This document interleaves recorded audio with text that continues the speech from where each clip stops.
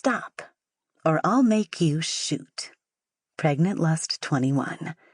Western Erotica, Pregnancy Erotica, BDSM Erotica, Lactation Erotica. Written by Millie King. Narrated by Kline. Stop, or I'll make you shoot. Pregnant Lust 21. Western Erotica, Pregnancy Erotica, BDSM Erotica, Lactation Erotica. The door of the mining town saloon swung open, and in stepped Wild Jane, her boot spurs clinking as she eyed the patrons. Each of them had stopped their business to cast their eyes in her direction. She looked slowly over all of them, and one by one they averted their gaze. They knew better than to anger her. You don't get a name like Wild Jane by being approachable. She shuffled with an uncharacteristic gait, holding her stomach, and moving towards the bar that Jim Hicks had tended these past 20 years. "Jane," he nodded, twisting a cloth in one of his short tumbler glasses. "Jim," she replied. Jane swung a leg over the stool and perched up, letting out a heavy sigh. "How far gone are you now?" Jim asked. Jane stared, as though it was none of his damned business, but she'd known him well enough to divulge. 7 months, Jane said, putting a hand on her swollen stomach. "Would I know him? The father?" "You watch your mouth there, Jim.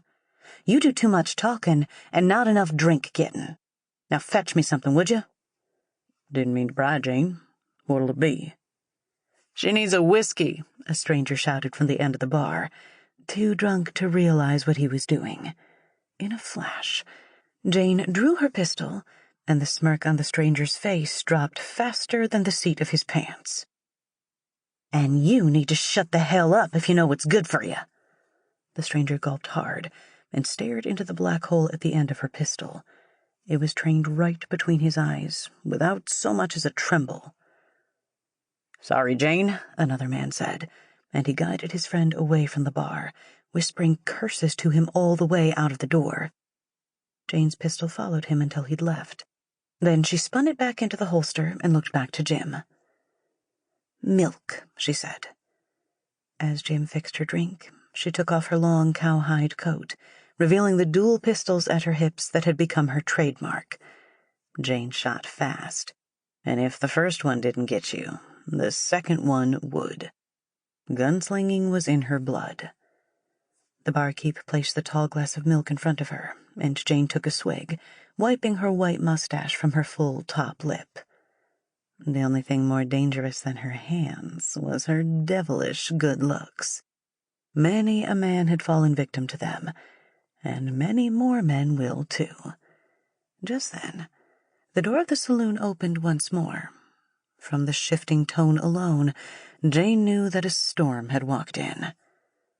Today was not Jim's day. It's bad enough when one notorious gunslinger enters your establishment, but when a second walks through the doors, you can figure that not every patron will be leaving upright. "Bill," Jim said, and he had a quiver in his voice. "Thought you'd left town." "Something brought me back," he said. He eyed over the townsfolk, who knew better than to return his gaze.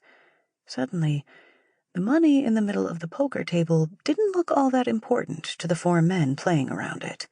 They tossed down their hands and grabbed their coats, silently leaving the saloon along with the other patrons. They knew as well as Jim did that there'd be more than a quiet drink afoot. "What'll it be?" Jim said. Bill walked slowly towards the bar, meeting the stern gaze of Jane as he did so. Out of sight, her hand was tickling down the side of her swollen stomach until it found the handle of her 6-shooter. "I thought you might be here," Bill said, ignoring Jim completely. "And why's that?" Jane said. "Figure a girl as lost as you can really find herself in a place like this." "We don't want any trouble now," Jim said, trying to calm the pair of them. "Who says we don't?" Jane said. Bill's lip curled. Jane's thumb pulled back the hammer of her pistol. She took a drink and slammed it down to hide the click of her cocking it. Sample complete. Ready to continue?